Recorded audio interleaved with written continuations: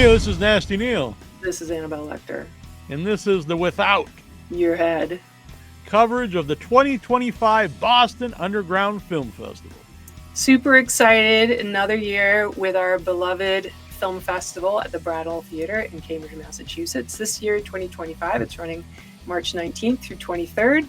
Definitely hope you can make it out to see some of these amazing films, amazing shorts, and just soak in the culture of Cambridge and the Bradall. It's an amazing, amazing place. So we've been very privileged to see some screeners, and the one we're going to talk about right now is Head Like a Hole. This is the East Coast premiere, directed by Stefan McDonald-Labelle. It stars Steve Cassan, Jeff McDonald, Eric B. Hansen, and it is from Canada. It was wrapped up filming in 2024. So this, let me tell you a little bit about it. In financial dire straits, a man accepts a strange, high-paying job where he must take up residence in a home and measure a hole in the wall of the basement to determine whether or not it's growing in size. I loved this movie. It is so much with so little. It's just one house. Almost one room. You barely see the whole house. It's really the basement, the kitchen, front area, and one bedroom. And in the beginning, you're outside in the nowhere. It's just a guy in a car, really. So very minimalist, black and white. It's guys wearing, literally everybody is wearing a button-up white shirt, black tie, thin tie, and crazy. And I was wondering how much the budget was, because you could tell it's not like mega money camera shit like that. It was $10,000. Oh wow. Yeah. So phenomenal. I love it. So I'll give you a chance, because I've just been talking. So I know David Lynch is, I think, overused sometimes, and this is Lynchian, whatever, but the setup right away to this movie is very much like season 3 of Twin Peaks. And I think there's a lot of David Lynch-like stuff, mixing the mundane, like this mundane work life, with just very bizarre dialogue and performances. But I don't want to just say, that doesn't mean they're just copying a David Lynch thing. It's not, but it's very much out of that world, I would say. Very much inspired by David Lynch. I can see that. I got the very, for me, kind of like the Black Mirror sort of. I mean, there's a Lovecraftian to it, or cosmic horror. And I don't want to get too far into it. Like, I feel like some of the descriptors alone are possibly giving things away, but the setup is great. To have the guy, he's literally sitting in front of a wall, measuring a hole in the wall at regular intervals. And how does that, even if you watch the trailer, you get a sense of this uncomfortable, strenuous, just of what it would be like. You could see the guy is just like looking at a fucking hole. Yeah. And you're there with him, feeling this like, what the fuck is even happening? Like, why are we here? You know something's messed up. He knows something's messed up, but he's getting paid and he needs money, and it seems like an easy job. I'm going to say this, and I don't mean this as a knock. There's a point in the movie you start to feel frustrated, because there's all this repetition, and you're feeling his frustration, exactly, which is what the movie was going for. 100%. And so all that's, and the delivery of especially the main guy and his boss, I think, are fantastic. The boss, I think, really nails it with all his delivery. It's very dialogue, driven, a lot of that stuff. And you really have that feeling like he's the company man, and just the brightness to his enthusiasm about it, his passion about it. This is the boss, not the guy is really constantly like, in his mind. You can read it in his face. And sometimes he says some things too. It's great. And the other, I think the whole is not a big cast. I won't name numbers, but there's a few other characters that work for the company, and you see them really early in, so it's not like a big. Yeah. And they, I think, are wonderful. There's like a little subplot, like there's this personalized, more human subplot going on there, and I think that was great and felt very, very natural. I actually have a little. It's a weird. I don't want to say it's a knock or anything, but when that starts to happen, it actually kind of took me out of the movie, because it sets up that we're in this very particular universe where it's just all about this one thing, and then when they bring in like more like realistic like relationships or social like commentary, it almost felt out of place to me. But as the movie progressed, it didn't bother me. But right away, it was because it kind of knocked me out of like, this is what this movie is. It's just this universe, this particular universe. Nothing really else exists out of it.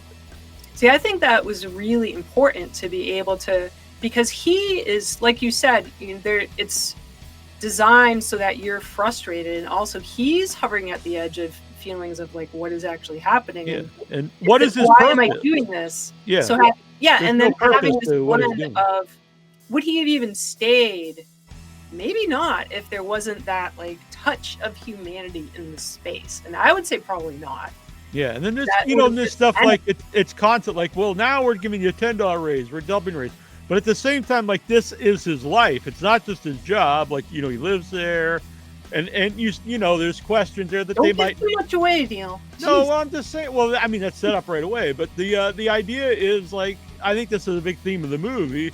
It's like, what point is the money? Is it worth it at some point if you have no other purpose? You know what I'm saying? Like, does he enjoy the money? We never see any of that. We just, this is all. This is what he is. Yeah, I feel like it's such a good, you're given so little as you go, such little drops of change. I feel like having that, preserving that, sense of discovery for our audience is really important, because you just get such tiny little drops of information change, but it's a suspense. It's not, like Neal was saying, it's this, you get frustrated, but then you're also trapped in the same suspense that he is. What is this payoff going to be? You know something's happening. You're not really sure what. You're now investing your time in it. So it really is wonderful parallel to what the main characters. Yeah, there's a point I was wondering, maybe nothing does happen. I don't know. Or maybe it would be very disappointing. Yeah. I don't know. Maybe it's going to be, maybe there's going to be smoke that comes out. Maybe he is going to do something. Think about all the different potential things. Yeah, maybe it's just all in his mind, all these different things. So, yeah, and I'll just say, we won't say wherever the movie goes, but I would have never foresaw where the movie goes. I would never guess. And there was elements to it. There's another human element. Damn, I really can't say it, but there's kind of like this moral quality that's in there as well. And so it's really questioning reality in a few different ways, and part of it is this moral piece it's the thinnest thread, and then that becomes its own thing.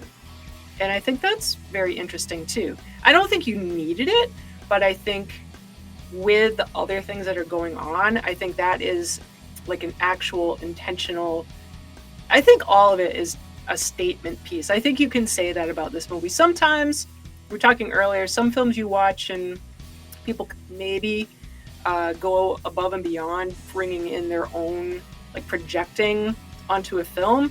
I feel like this one really did have, there's something to say here. It's entertaining, and it's wild, and it's crazy, and it's well, like the pacing is great, and there's something more going on there. Maybe not. Maybe it's just cool. No, I think there's definitely more going on there. But yeah.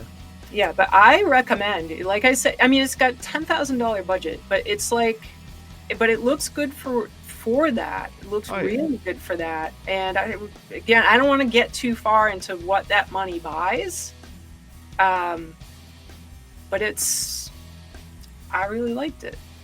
Yeah, I really liked it a lot too.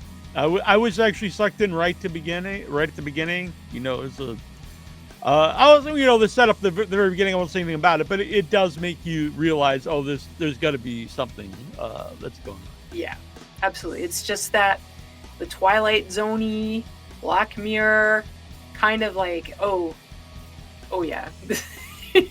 I know there's going to be a punchline somewhere. I know something's coming. Yeah, and I would love to. I'd love to see more from everyone involved in the movie. Yeah, and it's really exciting because it is a low budget, and that's kind of the big thing with Boston Underground Film Festival is the idea of this wouldn't get in a theater. Right. It wouldn't get in a theater, but it has a visibility here, and like what you're saying, to see more from them, it would be incredible. So I would hope that this can help like give them that boost to have some more financial backing to do more. And it doesn't look like crap. It's not like old Doctor Who with things in trash bags and stuff like that. It's not like that. It's that that little bit for a lot of indie movies. It's just a little touch. But it doesn't take me out at all. I loved it. I really loved it. I hope people get out and see it. And again, we've talked about in some other ones here, if you're not able to see it at the Brattle, which would be incredible, it would be fantastic if you're able to make it out for the event. If for some reason you can't, or you're not in the area, look for your local film festivals, see where it's going. It was pretty easy for me to look up Head Like a Hole and find information about it. It's got a sweet poster. Do we have the poster is fantastic. Let's show all you folks out there the amazing poster. Look at that. So if you're that's so great. And actually all the art out for the movie, like the black and white imagery and everything I've seen for the movie looks great. So yeah, Head Like a Hole, look for that. Find your local cinemas. Demand it at your local festivals, because I think you could probably say, hey, local festival, I heard about this. Yeah. I don't know if I'm actually really curious if that could work. That would be pretty cool. Yeah. And if not, hopefully it'll make the rounds on various streaming sites, because it's fantastic. It would be a bummer if this kind of like drifted into the... Yeah, I actually told my friend Kat Canatonic, filmmaker and actor in Canada, about the movie, and she is familiar with the lead actor. She knows him, so I told her I highly recommended it to her. I thought he was very likable. Mm-hmm. He was annoyed, but you could feel it with him. Yeah. Like That's it. Honestly, if you couldn't, like, the movie wouldn't work, because you really feel for him, and not even just for him. I think you feel his frustration as the movie progresses, which really makes it. It just occurred to me that in the end, I think everyone is a sympathetic character. Yeah, I would agree with that. Yeah, I feel like you can see the good intentions of all involved, more or less. But as you say, that sometimes the best villains have the idea of, oh, I'm doing the right thing. Right. And what I'm doing is for the greater good. Yeah, I don't want to go down. I don't want to explain too much, but I do think you could have gone a different route with some of the characters at the end and gave that a completely different spin, which I think would cheapen it, because I always think that's a cheap way to go. So I was very happy with it. Yeah, wonderful. Find it. Come to the Brattle. Go to Buff. It's a great time. It's a great old theater. Yeah, and I believe the director will be there. Wow, well, that'll be interesting. So hopefully... Yeah. Hopefully we can get an interview with him. We'll have an interview. Yeah, so thanks so much for listening. This little segment for the Boston Underground Film Festival, coverage from Without Your Head. I'm Annabelle Lecter. And I'm Nasty Neal. And this is Without Your Head.